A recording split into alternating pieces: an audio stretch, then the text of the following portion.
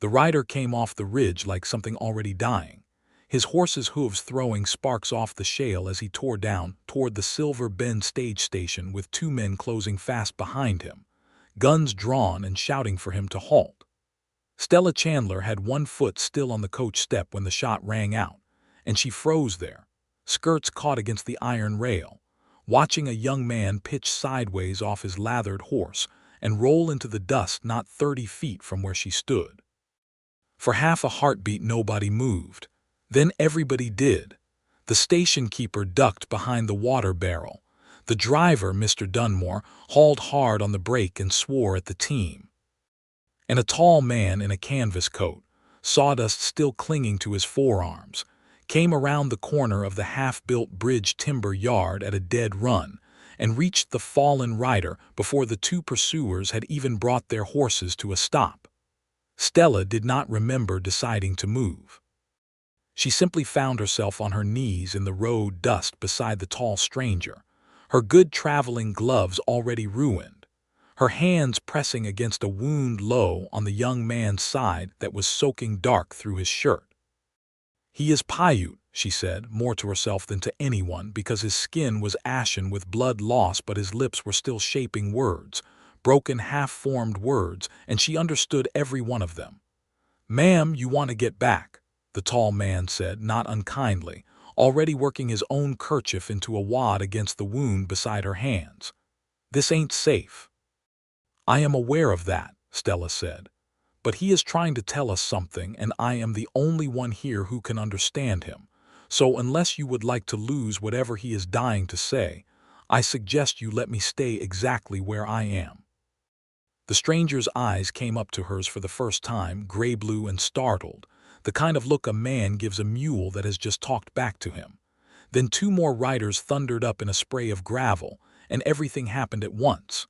"That's the one been scouting the mill road," one of the riders shouted, swinging down with his rifle already half-raised. "Voss said shoot on sight if he wouldn't stop." "He stopped," the tall man said, rising to his full height between the rifle and the wounded boy without seeming to hurry at all. "He's on the ground bleeding. Whatever he did, he's done doing it. Put that down. This ain't your business, Maddox. It is now." Stella barely heard the exchange. The wounded young man's hand had closed weakly around her wrist, and his eyes had found her face the way a drowning man finds a rope. "The spring," he breathed in Numu, the words thin and ragged. "They lied on the paper, not what the headman agreed. Fire in the hills, it comes down the canyon, by the dark of the moon they will." His eyes rolled back. His grip went slack. Stella pressed her fingers hard against his throat and found a pulse, thready but there, and looked up to find the whole station yard staring at her. "He's alive," she said. "Barely. He needs a doctor now, not an inquest." The man called Maddox looked down at her with something shifting behind his eyes, surprise sliding into respect faster than she was used to seeing in a man's face. "You understood him. Every word. Then you'd best come with us," he said, already gathering the wounded rider up in his arms as though he weighed nothing at all, because whatever he was trying to say, it sounds like it matters more than anybody standing in this yard wants to admit. That was how Stella Chandler arrived in Silver Bend, Nevada, in the last dry week of August in the year 1879. With her trunk still strapped to the top of a stagecoach, her carefully written letter of introduction to the Whitlock Mining Company still folded in her reticule, and every plan she had made on the long ride west already beginning to come apart in her hands. The doctor's house sat at the far end of the single street, past the assay office and the mercantile and the saloon that never seemed to close, close enough to the stamp mill that its walls shivered faintly day and night with the drop of the ore stamps.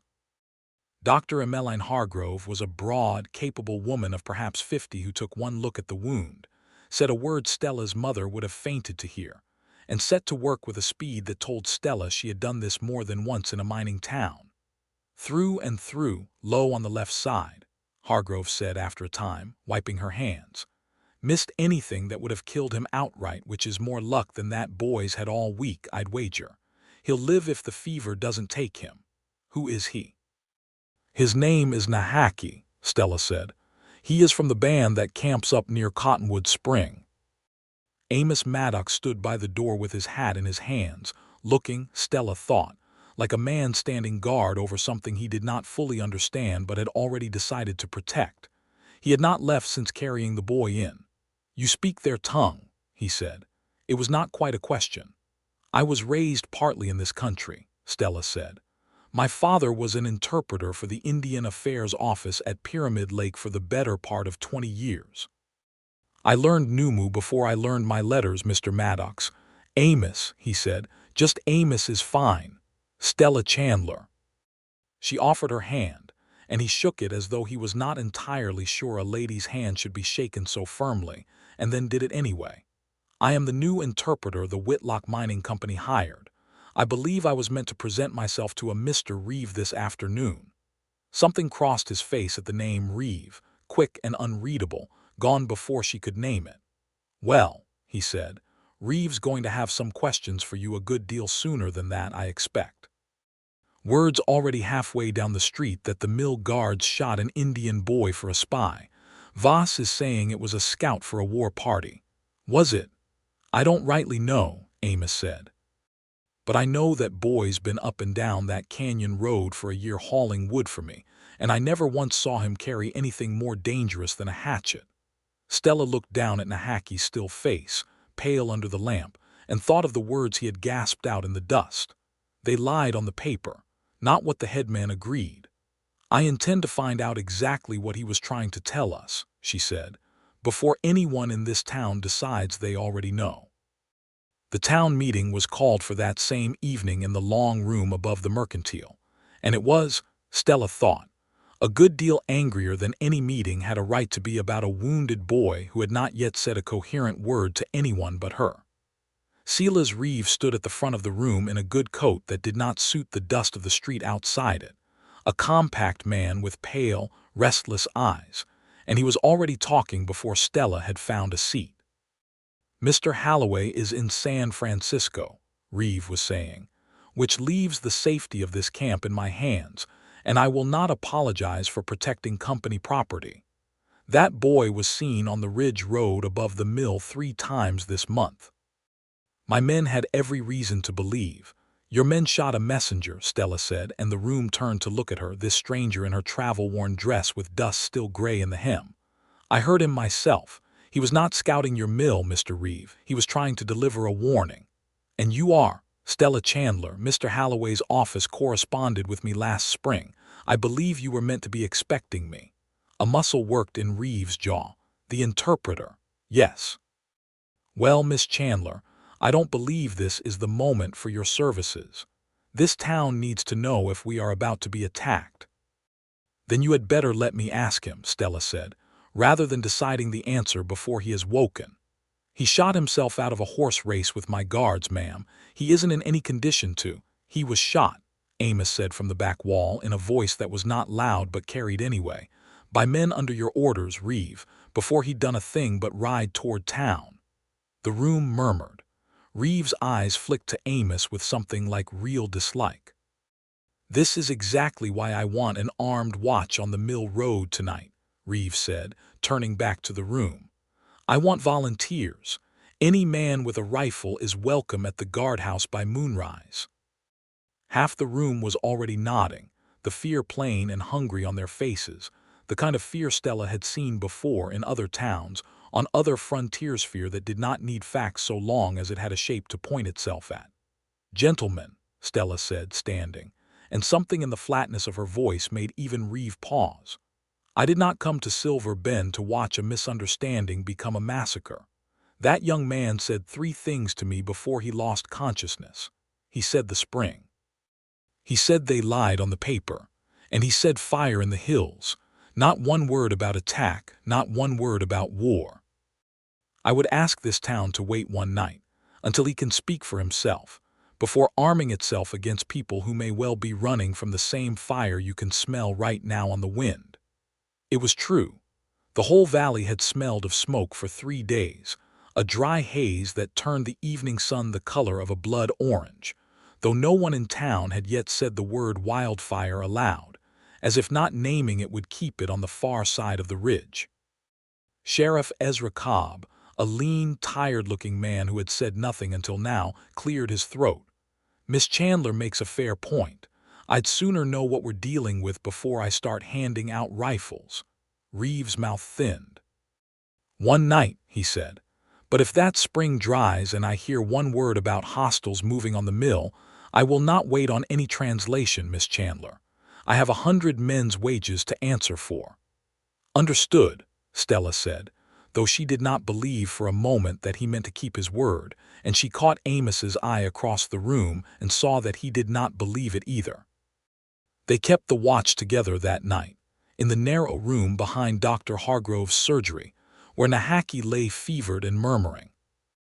Amos had simply appeared at the door an hour after the meeting broke up, a rifle across his knees and a second chair already carried in under one arm, and set himself down without asking permission, as though it had never occurred to him that Stella might object to the company.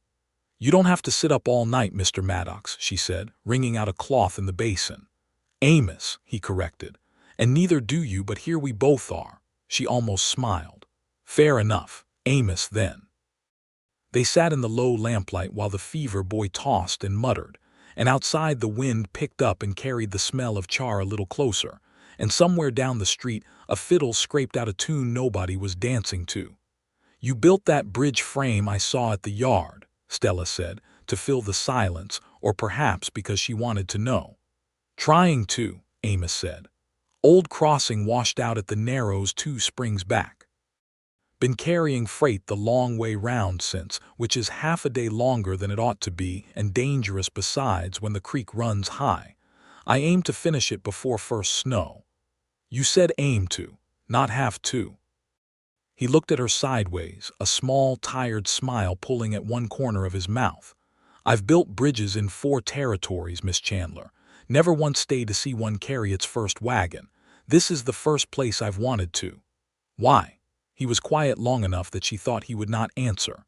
"There was a bridge I helped raise in Colorado years back over the frying pan. Flash flood took it 2 months after we finished, before the timbers had properly set. A friend of mine was checking the pilings when it went. I told the foreman we needed another 2 weeks on the bracing. He said we didn't have 2 weeks. I didn't argue hard enough." He turned the rifle over once in his hands, an old habit, she thought, something to do while he spoke of it. "I've been building things I don't stay to see finished ever since. Easier that way. Nothing to lose if you never let it belong to you. And now there's a whole town depends on that crossing come winter," he said, "and I find I'd like to be here when it holds."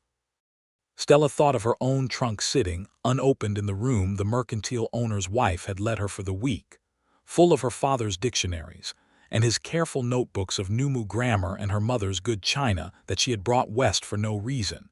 She could entirely explain, except that it had seemed important to bring something soft into a hard country. "My father spent 20 years building trust between this government and these people, one careful word at a time," she said. "He died last winter believing most of it had held. I came west, in part, to see that it kept holding. I had a whole plan, you understand. Present myself properly to Mr. Halloway, prove myself capable and businesslike, avoid entanglements, and in 3 years petition for a post at the agency office in Carson City, doing the work my father should have been recognized for while he lived." She looked down at her ruined gloves, still faintly stained. "I did not plan on stepping off a stagecoach into a shooting. Folks rarely plan on the things that end up mattering most," Amos said quietly. Nahaki stirred between them, murmured something, and Stella leaned close to listen, grateful perhaps, for the excuse to look away from the steadiness of Amos Maddox's gaze before it undid something in her that she was not yet ready to examine. He woke fully near dawn, thin and shaking but lucid, and Stella sent Amos for the doctor and water while she held Nahaki's hand and let him speak in his own language at his own pace, unhurried, exactly as her father had always told her a good interpreter must. "Reeve dammed the spring," Nahaki said, his voice raw. "Not the creek only. The spring itself, the one the paper was supposed to protect. 3 days now nothing comes down to us but a trickle. The children are thirsty. The old ones are sick with it. He closed his eyes. And now the fire has come over the far ridge. Posa took the ones who could not travel fast, the grandmothers, the little ones, up toward the high rocks 2 days ago, thinking they would be safer from the flames there. But the wind has turned. I do not know if the old trail down is still open. I came to ask you, and his eyes found Amos, who had returned in time to catch the last of it, though he understood no Numu at all, because you built the footbridge for us at Willow Wash without being asked, and because I did not know who else in this town would listen before they reached for a gun. Stella translated it all, word for careful word, watching Amos's face go still and hard with understanding. "They're not coming to attack anybody," he said. "They're trying to get down off that mountain alive. And this town," Stella said, "spent last evening arming itself against the wrong danger entirely, because Sela's Reeve decided fear made a better story than the truth." By mid-morning the wind had shifted again, worse this time, carrying a haze so thick the sun sat low and red even at 10 o'clock, and word came down from the mill lookout that smoke was rising in 3 places along the eastern ridge, close enough now that ash had begun to sift down onto the boardwalks like dirty snow. Reeve, when Stella found him at the mill office to tell him what Nahaki had said, only shook his head. "A pretty story," he said, "but I have 100 men and a mill to protect, Miss Chandler, and I am not sending anyone up that canyon on the word of a half-conscious Indian boy. He is not half-conscious. He is entirely conscious, and he is telling the truth, and there are children up on that mountain. Then let their own people fetch them down. It is no business of the Whitlock Mining Company." "It is your business," Stella said, feeling something hot rise behind her ribs that she recognized, distantly, as the same anger her father used to speak of with such weary patience. "Because it was your damned spring and your falsified agreement that put them in danger in the first place." "I have seen the original terms, Mr. Reeve, in my father's notes from the negotiation 2 years past, and I intend to see the actual paper you hold before this day is out, because I do not believe for one moment it says what you told Headman Posa it said." Something flickered behind Reeve's pale eyes there and gone, and it told her more plainly than any words could have that she had struck close to something true. "Get off my mill property," he said, very quietly, "before I decide you're more trouble than Halloway's letter is worth." She left because there was nothing to be gained by staying, but she left with her mind already moving faster than her feet, and by the time she reached the street again, she knew exactly what she meant to do. She found Dr. Hargrove first, then the minister's wife, Mrs. Prout, a soft-spoken woman with a spine of iron who had buried 2 husbands in mining camps and was not afraid of much anymore, and then old Reuben Tate, a teamster who had hauled freight through this country for 30 years and had, she was told, once been married to a Paiute woman before fever took her, and who spoke enough Numu himself to vouch for what Stella was saying long before she finished saying it. "Reeve won't lift a finger," Stella told them, gathered in the back room of the mercantile with the smell of smoke seeping under the door, "and he means to send armed men up that canyon before nightfall on the theory that meeting force with force is the only safety he understands.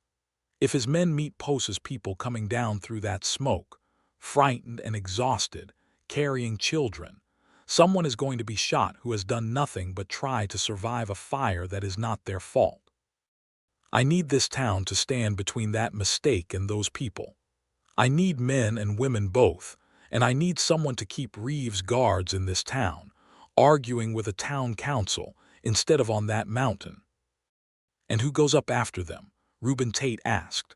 "I do," said Amos Maddox from the doorway, where he had been listening for longer than any of them had noticed. "I know that canyon better than any man in this camp. I've walked every foot of the old ore road above the wash for a year now."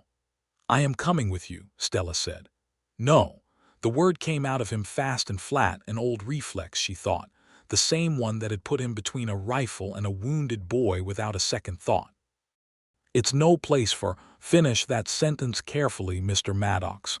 He had the grace to stop. It's dangerous country in good weather, he said instead, more carefully. In a fire, with the wind doing what it's doing, it could kill an experienced hand, let alone a woman, Stella said. I understand your concern. I do not share your conclusion. Amos, if you reach that mountain and find frightened, armed young men who have watched their families go thirsty and now watch their homeland burn, and the first face they see belongs to a stranger who cannot speak one word they understand, what do you imagine happens next? You need me exactly as much as you need rope and an axe. More, perhaps, because rope does not stop a bullet meant for a misunderstanding. He looked at her for a long moment, and she watched something in him fight itself and lose. All right, he said finally, but you do exactly as I say once we're on that mountain. Not because you're a woman, because I've fought fire before and you haven't, and up there that's the only thing that matters.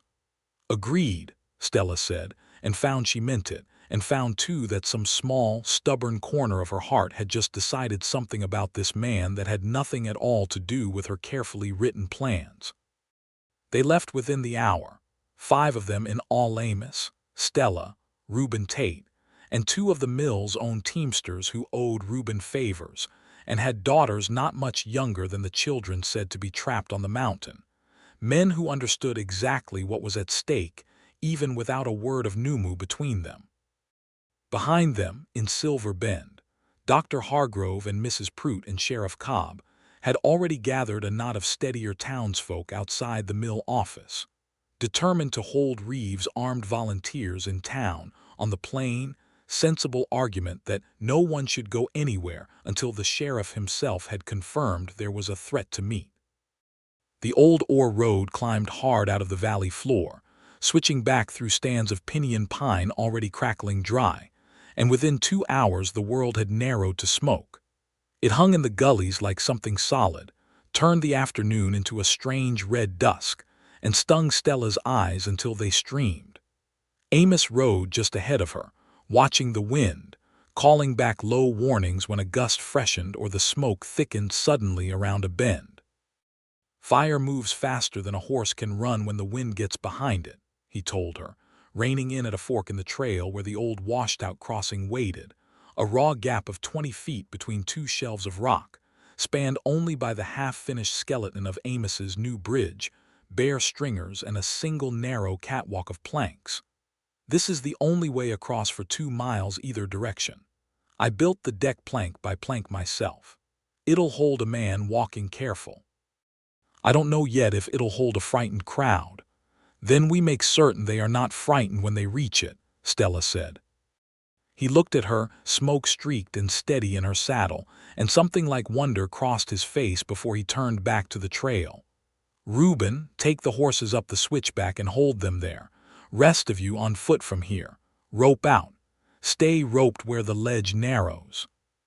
They crossed one at a time, Amos going first to test each plank, Stella following with her hand braced on a guide rope he had strung between 2 standing timbers, the gap yawning black and smoke-hazed beneath her.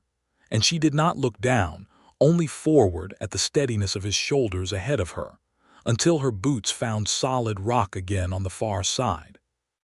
It was near dusk, the true kind now layered over the false red dusk of smoke, when Reuben Tate, scanning the ridgeline above them from a rock outcrop, called out sharply, "Fire up on the shoulder there, 3 points." Stella's stomach dropped. Amos was already climbing toward the vantage point, and she followed, boots slipping on loose shale, until she stood beside him looking up at 3 small fires burning in a straight, deliberate line along a bare rock shelf perhaps a mile above them, spaced with a regularity no wildfire ever kept.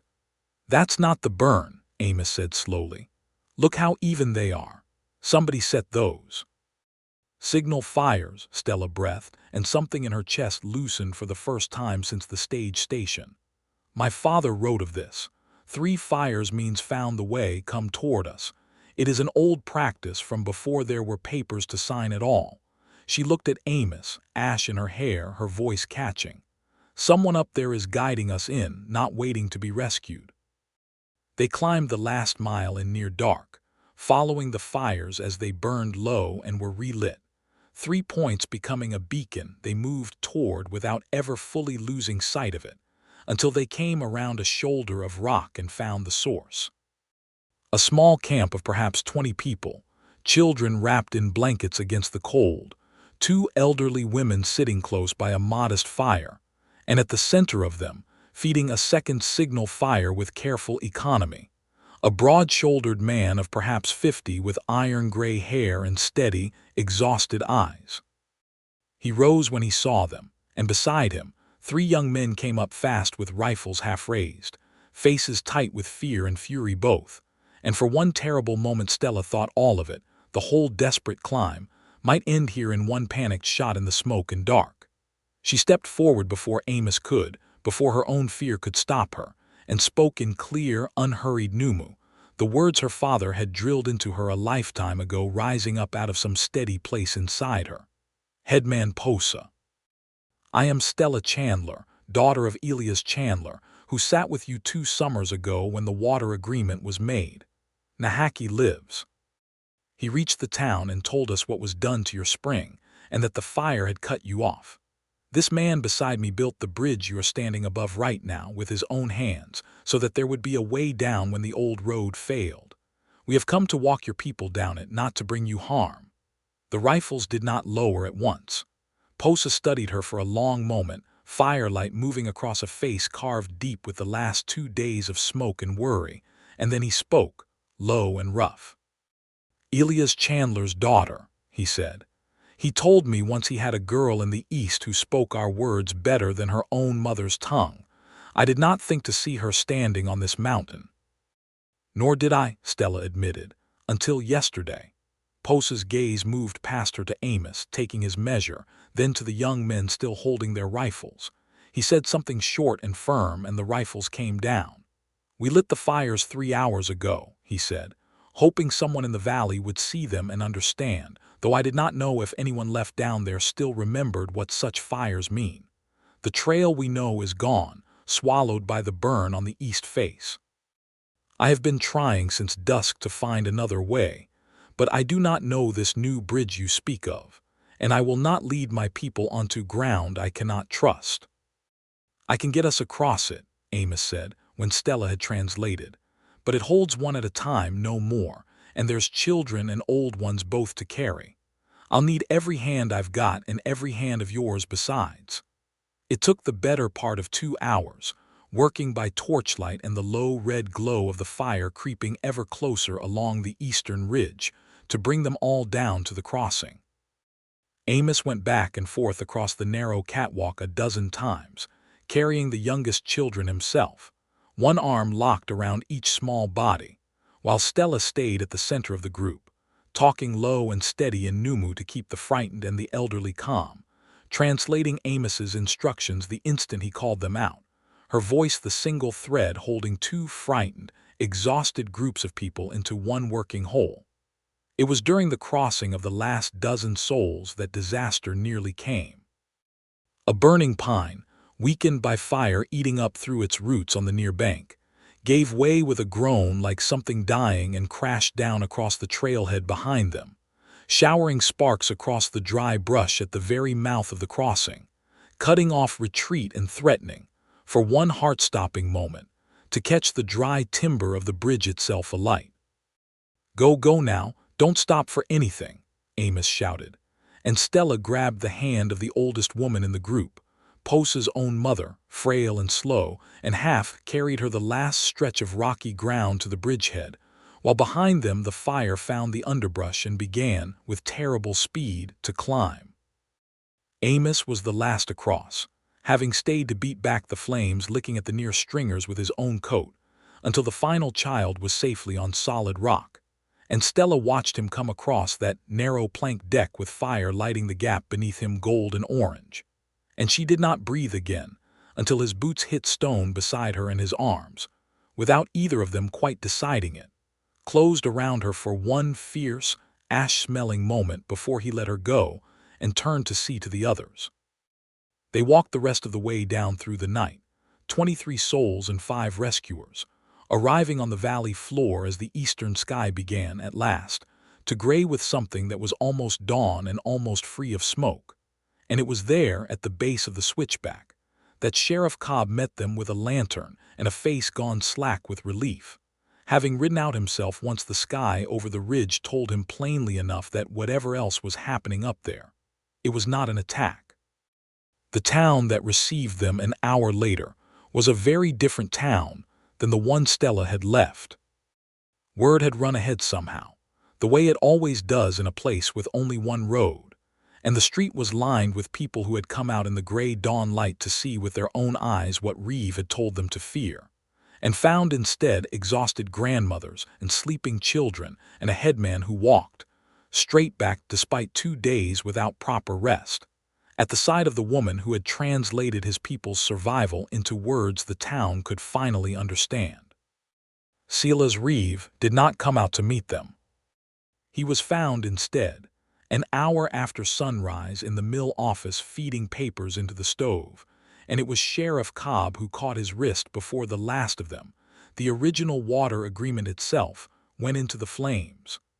"I believe Miss Chandler will want to look at that first," Cobb said, and there was nothing friendly left in his voice at all.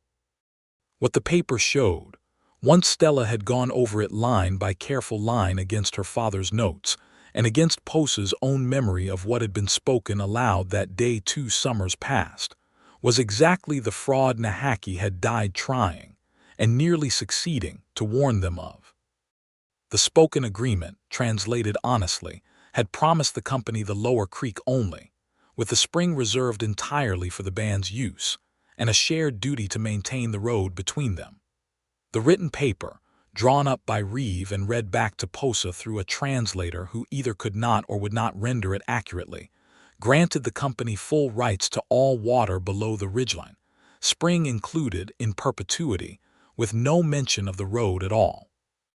"You knew," Stella said, standing in the mill office with the paper in her hand and the whole weight of the last 2 days behind her voice. "You knew exactly what was agreed, and you paid a man to lie about it, and when the drought came you took the water anyway, and when a boy rode down to warn this town what that would cost, your men shot him for his trouble." Reeve said nothing. There was nothing left, really, for him to say, with Cobb's hand still on his wrist and half the town crowded at the office door. He was gone from Silver Bend within the week, escorted to the county seat by Cobb himself to answer for the shooting of Nahaki, and a telegram sent from there reached Thaddeus Halloway in San Francisco within 2 days. And Halloway, whatever else he was, proved himself a man who understood that a mining company needed a working road and a working town far more than it needed one dishonest manager. He arrived on the next stage but one, a stout, plain-spoken man who listened to Stella's full account without interrupting once, examined her father's notes and the falsified paper side by side, and then asked her, without preamble, what a fair agreement would actually require. It took 3 more days to write it properly, this time with every line read aloud twice, once in English and once in Numu, both languages checked against the other by Posa himself and by Reuben Tate as witness, before either man set his mark to it. The spring was restored entirely to the band's use. The company kept the lower creek, but agreed to a fixed limit even in drought, and to a standing arrangement, born directly out of the fire that had nearly cost so many lives, that in any future wildfire season the 2 communities would share water and warning both. The old signal fires recognized now not as some quaint custom, but as a working part of the district's own safety. "This one," Halloway said when it was finished, tapping the paper, "gets copied and kept in 2 places, one with the company, one with you, Miss Chandler, because I find I would like an interpreter this town can actually trust to keep both sides honest, going forward. Would you consider the position permanent?" It was, Stella thought, standing in the mill office with the smoke finally beginning to clear from the sky outside the window and Amos Maddox waiting for her on the boardwalk with his hat in his hands, exactly the kind of moment she had crossed a continent hoping for. And yet she found her mind was not on the paper at all. The nights that followed were quieter, though not entirely restful. Nahaki healed slowly under Dr. Hargrove's care, well enough within 2 weeks to sit up and tease Stella, gently, about the terrible accent she had apparently inherited from her father in certain vowels, which made her laugh for the first time in what felt like a very long while. Posa's people moved their camp back to Cottonwood Spring, the water running clear and full again, and Amos, true to his word, went back to his bridge, working from dawn until the light failed, driven now by something that was not guilt but hope. Stella found herself there most evenings, ostensibly to review the water agreement's fine points with Reuben Tate, who had been asked to serve as a standing witness to its keeping, but in truth because the walk to the bridge site had become the best part of her day. It was on one such evening, with the first true stars coming out over a sky finally washed clean of smoke, that Amos set down his hammer, sat beside her on a stack of fresh-cut planks, and said the thing he had clearly been working up to saying for some time. "I almost didn't let you come up that mountain," he said. "I want you to know I understand now what a fool thing that would have been." "You did let me come," Stella pointed out. "Eventually. Only because you didn't leave me much choice." He turned the hammer over in his hands, an old habit she recognized now as thinking made visible. "I've spent 6 years deciding, real quiet, that the safest thing I could do for anybody I cared about was keep them out of whatever danger I was walking into myself. Told myself it was protecting them. Truth is, I think it was mostly protecting myself from ever having to watch somebody I loved get hurt on my account, the way Daniel did on that bridge in Colorado. Daniel was your friend." "He was. Best one I had." Amos was quiet a moment. "When that bridge went, I told myself I'd never build anything again unless I could be sure, dead certain, that nobody would ever pay for my mistakes. Which is a fine way to never finish anything, and a worse way to never let anybody close enough to matter." He looked at her then, steady and open in a way she had not quite seen from him before. "You didn't ask my permission to matter to me, Stella. You just did it. Standing there in the road with your gloves ruined, telling me you weren't going anywhere until that boy got a fair hearing. I generally find asking permission slows a person down considerably," Stella said, though her voice had gone unsteady. "I've noticed." He reached over, slow enough that she could have stopped him and did not, and brushed a strand of hair back from her face where the wind off the canyon had loosened it. "I'm not asking you to stop being exactly who you are. I gave that up somewhere on that mountain, watching you talk a headman's rifles down with nothing but the right words in the right order. I'm only asking if there might be room, in whatever plan you had for yourself, for a man who's finally found something he wants to stay and finish." "My plan," Stella said, and found she was smiling despite the tightness in her throat, involved a great deal of careful professional distance from cowboys who insist on rescuing people before they've been properly introduced. "I believe we were properly introduced. You told me your whole name inside of an hour. That is not what I meant, and you know it." "I do," he admitted, and then he kissed her, there on the stack of fresh-cut planks with the stars coming out and the smell of sawdust and river water all around them, careful at first and then not careful at all. And Stella Chandler, who had crossed half a continent with a very particular plan for the sort of composed, unencumbered life she meant to build, discovered that she did not miss that plan even a little. It was 3 weeks later, with the bridge decking nearly finished, and the first true rain of the season having fallen 2 nights running to lay the last of the smoke for good, that the letter came. It arrived by the same stage line that had brought Stella west in the first place, carried up from the county seat along with the usual freight, addressed in a formal hand to Miss S. Chandler, Silver Bend, Nevada. Stella read it twice standing on the mercantile steps before she folded it and put it away, and said nothing about it to anyone for 2 full days, which was, Amos told her later, entirely out of character, and therefore the surest sign something was wrong. He found her at the bridge on the 3rd evening, sitting on the finished half of the deck with her feet hanging over water that ran clean and full below her, and he sat down beside her without being asked. The way he had learned by then was usually the right thing to do. "The superintendent of Indian Affairs for the district wrote to me," Stella said, before he could ask. "Word of what happened here reached Carson City faster than I would have credited. He is offering me the post of district interpreter, a permanent government appointment based at the agency office there. It is precisely what my father spent his whole career hoping might someday exist for someone doing this work properly. He would be so proud. That sounds like everything you came out here wanting." "It is." She did not look at him. "I intend to write back and decline it, Stella. It would mean moving to Carson City, leaving Silver Bend, leaving—" She stopped. "Leaving me," he finished for her gently.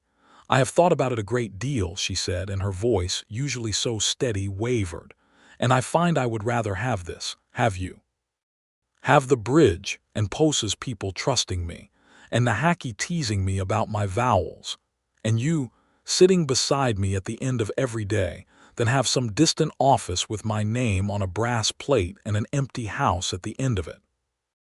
Amos was quiet for a long moment, watching the water. "No," he said finally. She turned to look at him, startled. "I beg your pardon. I said no. I won't let you do that." He took her hand, turned it over in his, traced the calluses that a year of hard traveling had left on it. "I spent 6 years deciding what was safest for the people I cared about without asking them a single question about it. And I told you on this very bridge that I was done doing that. I am not about to let you throw away the one thing your father spent his life hoping for, just to spare my feelings and call that love. That isn't partnership, Stella. That's the same mistake I nearly made, wearing different boots." "Then what would you have me do?" "Write back," Amos said, "and tell the superintendent that Silver Bend already has the makings of the busiest, most necessary interpreter's post in the whole district, sitting at the junction of the only road for 50 miles, with a mining company, a mill, and a band of people who have just proven exactly how much good honest translation can do when it's given the chance. Tell him the post ought to be seated here, not in Carson City, and that you are already doing the work whether the government pays you for it properly or not. They may say no. They may. Holloway won't, though, and I doubt Posa will either, and between the two of them writing letters alongside yours, I expect the superintendent will find Silver Bend a good deal more persuasive than you're giving him credit for." He smiled, a little crooked, a little hopeful. "And in the meantime, I happen to know a carpenter who could build the finest little interpreter's office this district has ever seen, right here at the foot of this bridge, if the woman in question could be persuaded to stay and fill it." Stella looked at him for a long moment, the last light going gold and soft on the water, and felt something settle in her chest that had been unsettled since long before she had ever boarded a stagecoach west. "You are entirely certain," she said, "that this is not simply you finding another way to arrange things to your liking?" "I'm arranging nothing," Amos said. "I'm only refusing to let you give something up that you don't have to give up. There's a difference, and I mean to spend the rest of my life learning exactly where that line sits, if you'll have me for the job." She wrote the letter that night, at the small desk in her room with her father's old dictionary open beside her for reference on a point of formal address, and she posted it on the next stage south, and it was answered within 3 weeks by a superintendent who had, it turned out, already heard a great deal about the water agreement at Silver Bend from Thaddeus Holloway's own glowing account, and who was more than willing to see a district interpreter's office established at the very site of its own success. The bridge was finished in the first week of October, its new timbers pale and clean against the darker rock of the washout, strong enough now to carry loaded freight wagons across in a fraction of the time the old detour had required, and the town gathered on both banks the day it opened, along with Posa and a good number of his people, and the hacky, walking slow but upright, leaning only a little on a stick he swore he would give up by spring.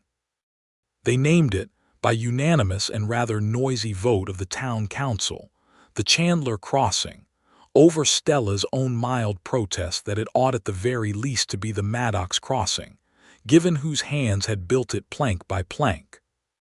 "Call it both, then," Reuben Tate suggested, to general agreement, and so it was carved eventually into a plain wooden marker at the near end. Chandler and Maddox Crossing, built in trust, 1879. It was on that bridge, with half the town looking on and pretending very poorly not to, that Amos Maddox knelt down in his good coat, the one he had not worn since the town meeting on the night they met, and asked Stella Chandler if she would do him the honor of becoming his wife, and build her office, and her life, at the foot of the one thing he had finally stayed long enough to finish. She said yes before he had entirely finished the question, which made the whole crowd laugh, and Posa, standing near the front with his arms folded and something that might almost have been a smile on his weathered face, said something low to Nahaki that made the young man grin outright. He says, Nahaki translated for the benefit of the English speakers nearby, that it is a fine thing when the paper and the promise finally say the same words. He says he expects to be invited to the wedding, and that he expects Miss Chandler to translate his toast accurately this time. They were married 3 weeks later, on a clear, cold afternoon with the first snow already dusting the high peaks above Cottonwood Spring, in front of the little interpreter's office Amos had built with his own hands at the foot of the new bridge, its single room already stacked with her father's dictionaries and a growing shelf of her own careful notes. Half the town came, and Posa's people came too, and Dr. Hargrove cried without any shame at all, and Reverend Prout performed the ceremony while his wife stood beaming beside him, and when it came time for the toasts, Nahaki stood, leaning only slightly on his stick now, and delivered Posa's words first in Numu and then, with great and visible pride in English, word for careful word, exactly as he had been taught by the finest interpreter either language had ever had reason to claim. Stella Chandler had come west with a plan and a trunk, meaning to build a quiet, careful, solitary sort of life out of her father's unfinished work.